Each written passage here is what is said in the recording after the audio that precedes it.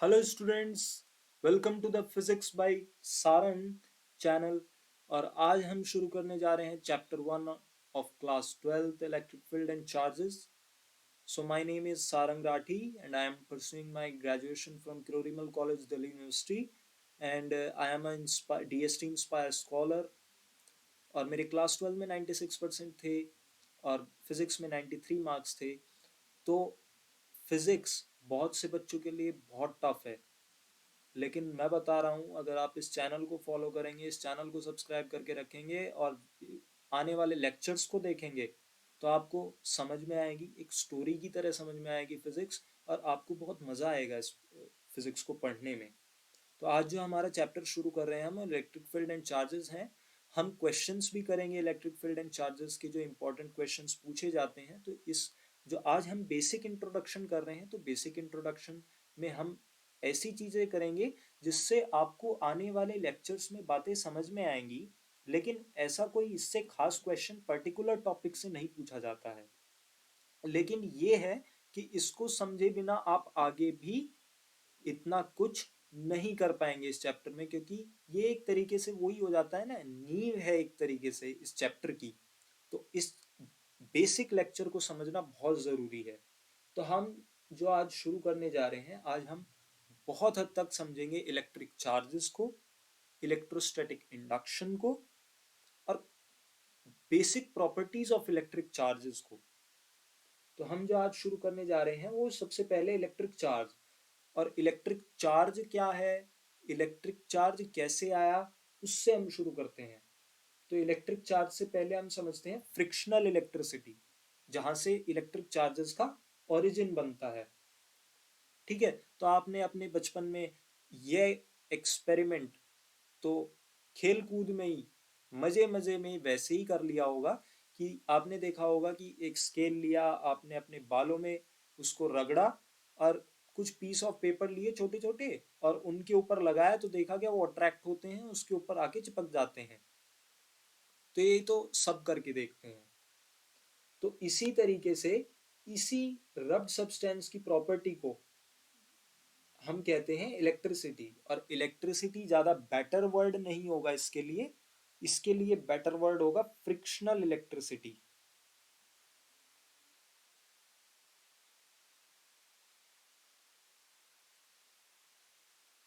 ठीक है, इसके लिए फ्रिक्शनल इलेक्ट्रिसिटी एक बेटर टर्म होगा। और जिस भी रब्ड सब्सटेंस को हम यूज कर रहे हैं, जैसे यहाँ पे हमने स्केल लिया, तो स्केल के ऊपर क्या हुआ, फ्रिक्शनल इलेक्ट्रिसिटी जनरेट हुई।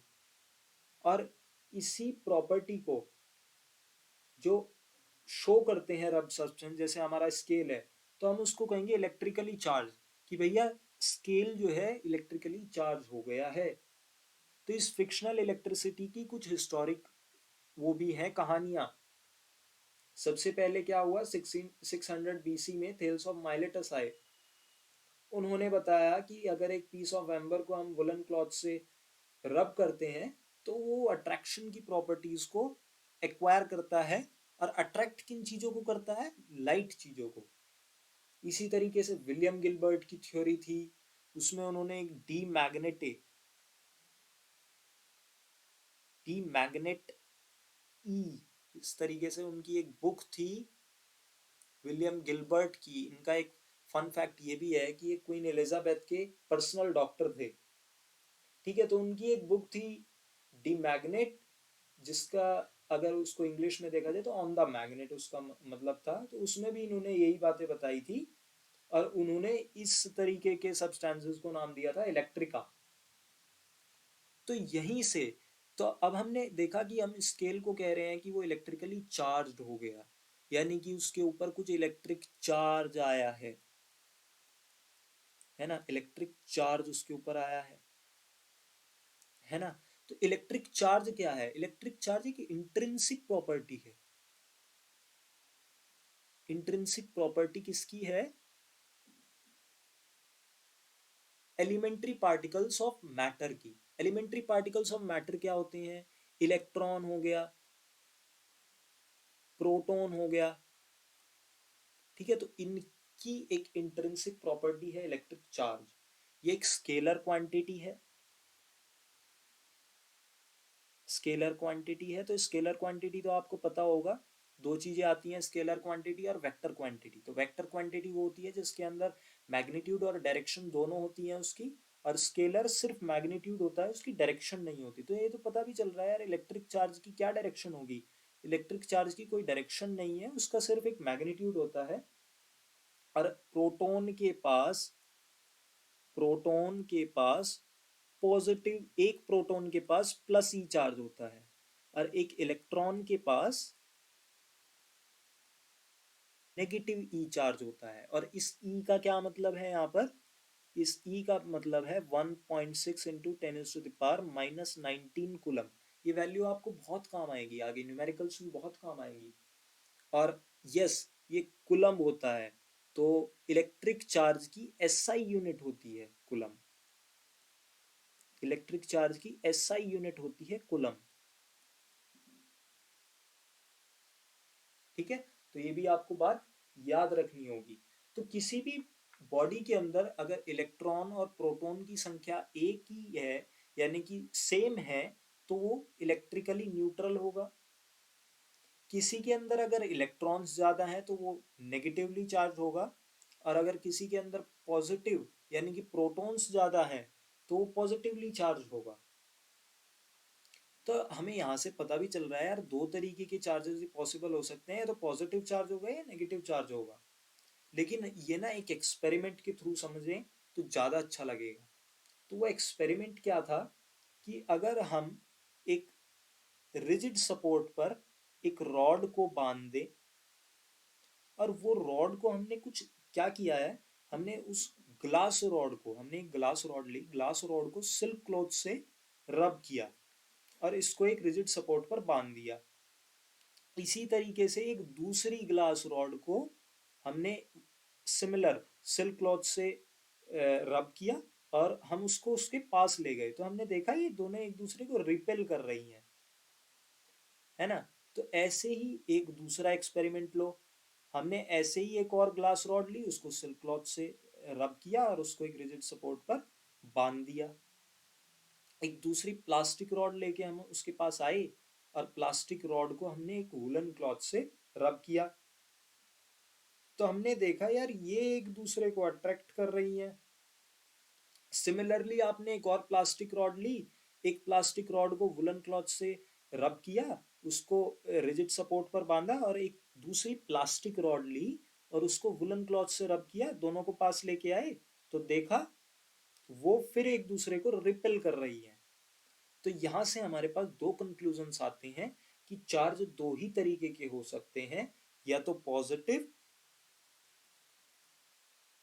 या फिर नेगेटिव चार्ज। दो ही तरीके के चार्जेस हो सकते हैं, तो पॉजिटिव होगा या नेगेटिव होगा। दूसरी बात हमें यहां क्या समझ में आ रही है कि लाइक यानी कि सिमिलर, लाइक रिपेल करता है एक दूसरे को, एंड अपोजिट अपोजिट एक दूसरे को अट्रैक्ट करता है। ये हम कैसे समझ रहे हैं कि हमने देखा है वुलन क्लॉथ से, जब हमने एक प्लास्टिक रॉड को रब किया और एक दूसरी प्लास्टिक रॉड को हमने वुल क्लॉथ से रब किया, दोनों को पास लेके आए, तो वो रिपेल कर रही है। तो यानी कि दोनों एक जैसी हैं, एक जैसा हमने उनके साथ व्यवहार किया है, दोनों एक दूसरे को रिपेल कर रही हैं। लेकिन जब हमने एक सिल्क क्लॉथ से रब की हुई ग्लास रॉड ली और एक प्लास्टिक रॉड ली जिसको हमने वुलन क्लॉथ से किया, तो दोनों एक दूसरे को अट्रैक्ट कर रही है। तो these are fundamental laws of electrostatics.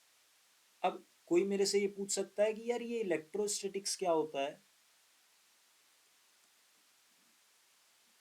Electrostatics क्या चीज है ये सब। इलेक्ट्रोस्टैटिक्स क्या होता है, जब हम स्टडी करते हैं चार्जेस एट रेस्ट की, यानी कि जो चार्जेस रेस्ट पे हैं, जब हम उनकी स्टडी करते हैं तो हम उसको इलेक्ट्रोस्टैटिक्स, उस ब्रांच को हम इलेक्ट्रोस्टैटिक्स कहेंगे, है ना। और जो ये दो तरीके के चार्जेस को डिस्टिंग्विश करती है प्रॉपर्टी, उसको हम पोलैरिटी कहते हैं, पोलैरिटी ऑफ चार्जेस। तो दो ही तरीके के चार्जेस होंगे, या तो पॉजिटिव होगा या नेगेटिव होगा। पॉजिटिव नेगेटिव कैसे समझे भाई? तो पॉजिटिव नेगेटिव क्या है कि अगर एक ग्लास रॉड को हम सिल्क से रब कर रहे हैं, इसको भी लिख लेते हैं क्योंकि ये बातें आप एक एग्जांपल याद कीजिए वही बहुत है। तो ग्लास रॉड को अगर हम सिल्क क्लॉथ से रब कर रहे हैं तो इस पर क्या एक्वायर हो जाएगा? Positive charge. ऐसे ही अगर हम एक प्लास्टिक रॉड ले रहे हैं और उसको वुल क्लॉथ से, वुल से एक तरीके से देखा जाए रब कर रहे हैं तो उस पर एक्वायर हो जाता है नेगेटिव चार्ज। तो सर ये तो हमें बात समझ में आई कि चलिए पॉजिटिव चार्ज उस पर डेवलप होगा, नेगेटिव चार्ज उस पर डेवलप होगा, लेकिन ये पॉजिटिव नेगेटिव हो क्यों रहा है? ऐसा हो ही क्यों रहा है? तो इसके लिए हम समझ सकते हैं उसका एटॉमिक स्ट्रक्चर, हमें और उसके माइक्रोस्कोपिक लेवल पे जाना होगा। तो हम कोई भी अगर एक मैटर लेते हैं तो हम जानते हैं उसके अंदर जितने इलेक्ट्रॉन्स हैं उतने ही प्रोटॉन्स होते हैं, तो इसलिए हम उसको इलेक्ट्रिकली न्यूट्रल कह देते हैं कि भैया ये तो इलेक्ट्रिकली न्यूट्रल है ना? तो ये बात हमको समझ में आती है। तो हम जानते हैं किसी भी बॉडी के अंदर एटम होता है, एटम्स होते हैं। उस एटम के अंदर हम जानते हैं एक न्यूक्लियस होता है और उसके चारों ओर इलेक्ट्रॉन्स रोटेट करते हैं या रिवॉल्व करते हैं। न्यूक्लियस के अंदर क्या होते हैं? प्रोटॉन्स एंड न्यूट्रॉन्स होते हैं। ठीक है, तो जो आउटर मोस्ट इलेक्ट्रॉन होता है किसी भी एटम का, तो वो लूजली बाउंड होता है न्यूक्लियस से, तो हम उस इलेक्ट्रॉन को निकाल सकते हैं। तो इलेक्ट्रॉन को निकालने के लिए हमको जितनी एनर्जी चाहिए उसको हम कहते हैं वर्क फंक्शन। ये आपको आगे काम आएगा, work function photo electric effect में आपको बहुत काम आएगा। वर्क फंक्शन की जो इक्वेशन होती है वो आपको बहुत काम आएगी, और वर्क फंक्शन के ऊपर फोटो इलेक्ट्रिक इफेक्ट में बहुत क्वेश्चंस पूछे जाते हैं, न्यूमेरिकल्स भी बहुत आते हैं। तो वर्क फंक्शन किसी भी इलेक्ट्रॉन को, आउटर मोस्ट इलेक्ट्रॉन को एटम से निकालने के लिए जो एनर्जी चाहिए होती है उसको हम वर्क फंक्शन कहते हैं। तो जब भी हम दो डिफरेंट बॉडीज को रब करते हैं तो जिसके इलेक्ट्रॉन्स का वर्क फंक्शन कम होता है, लोअर वर्क फंक्शन,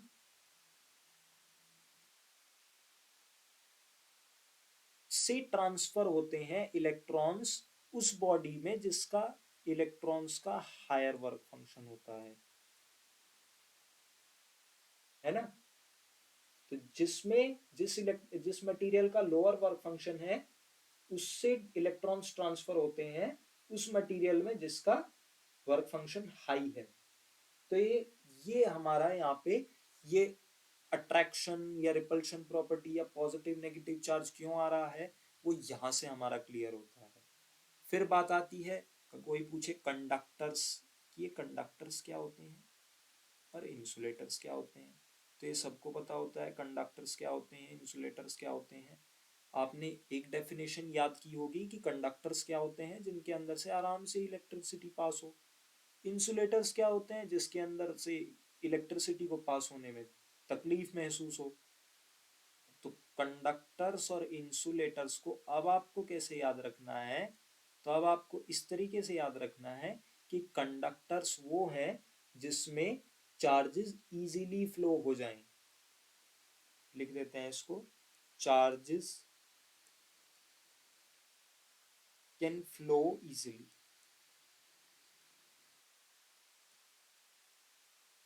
और इंसुलेटर्स जिसमें charges can not flow easily. Okay, तो अगर हम समझें एक इंपॉर्टेंट डिफरेंस को कंडक्टर और इंसुलेटर्स के बीच में, तो एक बहुत ही इंपॉर्टेंट इनके बीच में डिफरेंस है कि कंडक्टर को अगर आपने कोई भी चार्ज दिया तो वो यूनिफॉर्मली डिस्ट्रीब्यूट हो जाएगा पूरी बॉडी के सरफेस पर, है ना? और अगर आपने किसी भी बॉडी को जो कि एक इंसुलेटर है उसको अगर यहाँ पर कोई चार्ज दिया तो वो यहीं पर रहेगा, इसी जगह पर रहेगा। तो इंसुलेटर्स में ऐसा यूनिफॉर्म डिस्ट्रीब्यूशन नहीं होता है। सिमिलरली एक बात आपको समझनी होगी कि अगर आपने एक मेटल रॉड ली और उसको आपने वुल से, या एक मेटल रॉड ली उसको सिल्क से रब किया और आपकी वो हाथों में है, तो हाथों में अगर आपने है तो उसके ऊपर कोई भी चार्ज डेवलप नहीं होगा, ये कहना गलत है। बहुत से बुक्स में ये डायरेक्ट स्टेटमेंट ऊपर हेडलाइन में देते हैं कि उसके ऊपर कोई चार्ज डेवलप नहीं होगा। चार्ज डेवलप होगा, लेकिन आपकी जो बॉडी है वो भी एक गुड कंडक्टर ऑफ इलेक्ट्रिसिटी है, तो जो आपकी बॉडी होगी उसके थ्रू जो चार्ज उस पर डेवलप होगा ना बॉडी पर, वो सारा आपकी बॉडी के थ्रू अर्थ को ट्रांसफर हो जाएगा। यहीं से एक कंसेप्ट आता है अर्थिंग का। और अर्थिंग अब आपके घरों में भी बहुत काम आती है, आपको इलेक्ट्रिक शॉक से बचाने के लिए। अर्थिंग कैसे घर पे काम आती है, आपके घरों में जो बिजली आती है वो तीन तरीके से आती है हमारे घरों में, लाइव, न्यूट्रल और अर्थ वायर। ये तीन तरीके के तार हमारे घर में आते हैं। लाइव तो वो होता है जिससे हमारे घरों में बिजली आती है, न्यूट्रल एक तरीके से एक रिटर्न वायर होता है, और अर्थ वो होता है जो कोई भी एक्स्ट्रा चार्ज कहीं भी एक्यूमुलेट होता है तो उसको अर्थ कर देता है, यानी कि अर्थ को ट्रांसफर कर देता है। तो लाइव वायर अगर कभी भी किसी मेटेलिक बॉडी के टच में आ जाती है तो जो भी उस पर चार्ज डेवलप होगा तो वो उसको तुरंत अर्थ पे ट्रांसफर कर देगा, जिससे अगर आप उसके कांटेक्ट में हो तो आपको करंट ना लगे।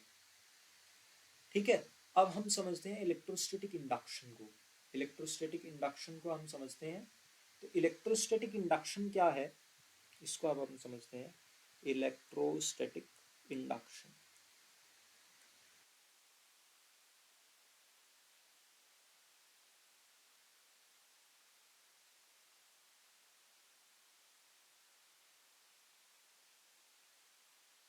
तो इलेक्ट्रोस्टैटिक इंडक्शन क्या होता है इसको हम एक एग्जांपल के थ्रू समझते हैं। तो हमने एक कंडक्टिंग बॉडी ली,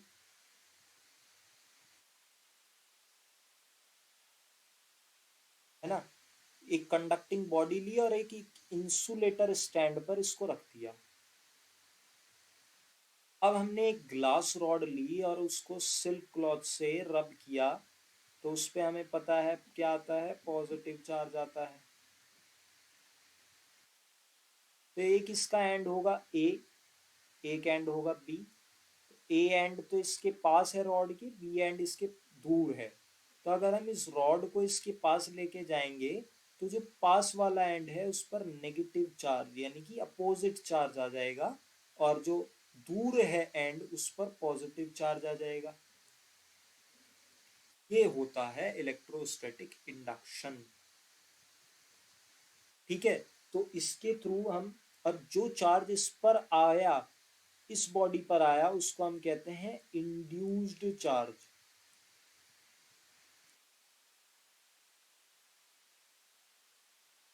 इसको हम क्या कहते हैं, इंड्यूस्ड चार्ज। तो इलेक्ट्रोस्टैटिक इंडक्शन क्या है, अगर हम इसकी डेफिनेशन पे जाएं तो ये it is the phenomenon of temporary electrification of a conductor in which opposite charges appear at its closer end and similar charges appear at the farther end in the presence of a nearby charge body। nearby charge body क्या हो गई, ये हो गई, है ना। तो हम इसके थ्रू एक एक्सपेरिमेंट को भी समझ सकते हैं कि क्या हम दो स्फीयर्स जो न्यूट्रल हैं, क्या हम उनको चार्ज कर सकते हैं इलेक्ट्रोस्टैटिक इंडक्शन के थ्रू। तो हाँ, हम कर सकते हैं। ये एक्सपेरिमेंट भी समझने में अच्छा लगेगा आपको। समझिए कि सपोज आपने दो स्फीयर्स लिए, इसी तरीके से उनको इंसुलेटिंग स्टैंड पर रखा और उनको टच में रखा। ऐसे ही आप एक ग्लास रॉड लेके आए और ग्लास रॉड पर पॉजिटिव चार्ज लेके आए, कैसे, सिल्क क्लॉथ से उसको रब करके। तो आप जब इसको इसके पास लेके जाओगे तो इलेक्ट्रोस्टैटिक इंडक्शन के थ्रू इस पर नेगेटिव आएगा तो इस पर पॉजिटिव आएगा। अब हम क्या करेंगे, इन दोनों को सेपरेट कर देंगे। रॉड को अभी इनके पास ही रखेंगे, रॉड को इस वाले ए और बी, इसको हम अगर नाम दे दें तो ए के पास रखेंगे और दोनों को सेपरेट कर देंगे। तो अगर हम इन दोनों को सेपरेट कर देते हैं और रॉड को पास रखते हैं, अभी रॉड को पास ही रखा है हमने, ठीक है, तो अभी इस पे यहाँ नेगेटिव रहेगा, यहाँ पॉजिटिव रहेगा। और अगर हम इस रॉड को हटा दें तो ये जो चार्ज है वो यूनिफॉर्मली डिस्ट्रीब्यूट हो जाएगा टोटल स्फीयर में। तो देखिए हमारे पास न्यूट्रल स्फीयर्स थे और हमने न्यूट्रल से उनको चार्ज कर दिया, चार्ज स्फीयर में हमने उनको कन्वर्ट कर दिया,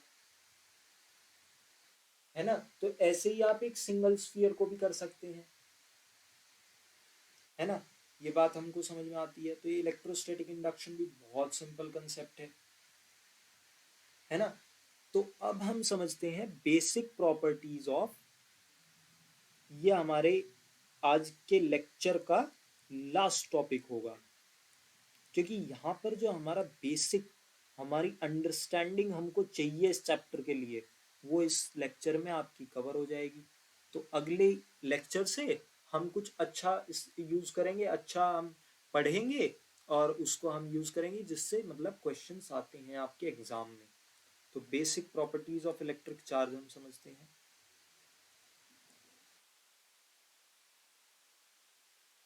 तो तीन तरीके की प्रॉपर्टीज होती हैं। First is additivity,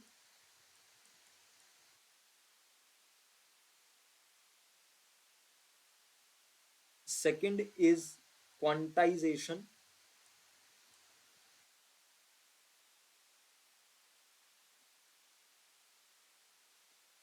and third is conservation.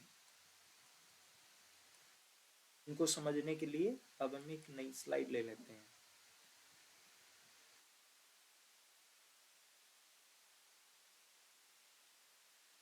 है ना? तो सबसे पहला क्या था? Number one is additivity.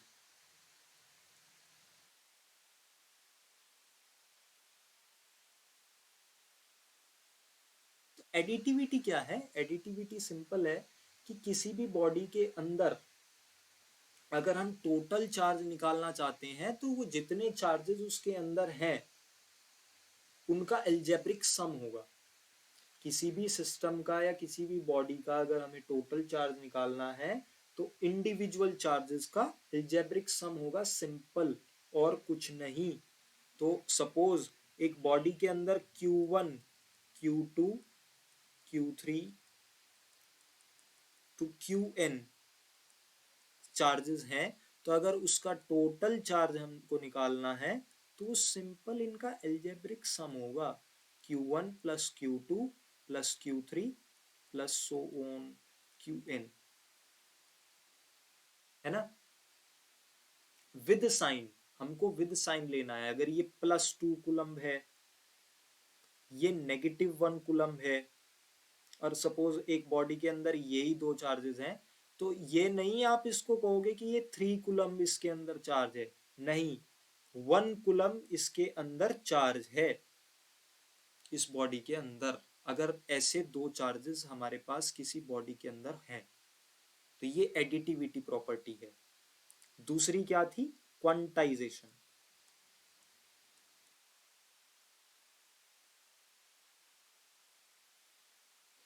Quantization भी बहुत सिंपल है कि अगर एक बॉडी के अंदर हम माइक्रोस्कोपिकली देख रहे हैं तो हम देखेंगे तो एक मिनिमम अमाउंट ऑफ चार्ज का इंटीग्रल मल्टीपल होगा टोटल चार्ज। वो कैसे? इंटीग्रल चार्ज मैंने बताया था, integral minimum amount of charge मैंने बताया था कि 1 E is equals to 1.6 into 10⁻⁻19 coulomb, ये मैंने बताया था। तो अगर किसी बॉडी के अंदर हम चार्ज देखेंगे तो वो ऐसा नहीं हो सकता कि वो 1.2 इंटू 10⁻⁻19 कुलम हो, ये कभी नहीं हो सकता। क्यों? क्योंकि क्वांटाइजेशन फॉलो होता है, क्वांटाइजेशन फॉलो होता है दैट इज टोटल जो किसी भी बॉडी के अंदर चार्ज होगा वो इस 1 E का, दैट इज एक एलिमेंट्री चार्ज का इंटीग्रल मल्टीपल होगा। यहाँ पर n क्या होगा? इंटीजर होगा, 0 +-1 +-2, इस तरीके से। तो इंटीग्रल मल्टीपल होगा एक बेसिक चार्ज का। क्वांटाइजेशन को बहुत एक्सपेरिमेंट्स ने वेरीफाई भी किया। ये वेरीफाई कहां से हुआ? Millikan's oil drop experiment. यहां से ये सबसे पहली बार, कभी हम इसको डिटेल्ड वे में इसको भी स्टडी करेंगे अपने इस चैनल पर। और थर्ड आता है हमारा conservation of charge. Conservation of charge, conservation laws are the most important thing in the physics. So third one is conservation. So conservation is what? कि किसी भी आइसोलेटेड सिस्टम का टोटल चार्ज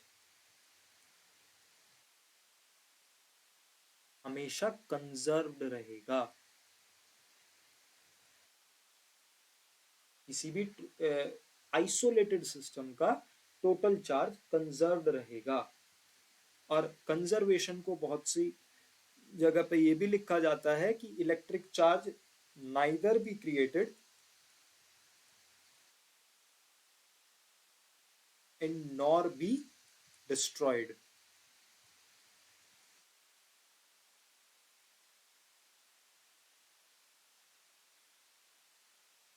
ओके, तो ये conservation of charge है।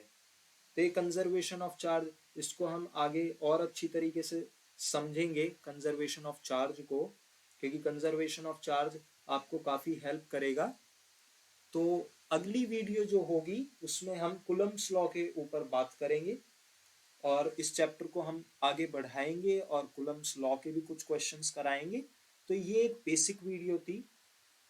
इस channel पर आपको पूरा इलेक्ट्रोस्टैटिक्स का हम कोर्स कराएंगे। तो अगर आप इलेक्ट्रोस्टैटिक्स और क्लास 12 के स्टूडेंट हैं, क्लास 11, 12 और बीएससी फिजिक्स के आप स्टूडेंट हैं, तो आप इस चैनल को सब्सक्राइब करें। वीडियो पसंद आई हो तो लाइक करें और कोई भी आपका डाउट हो तो आप कमेंट बॉक्स में पूछ सकते हैं। आपकी हर डाउट का आंसर दिया जाएगा। So thank you all.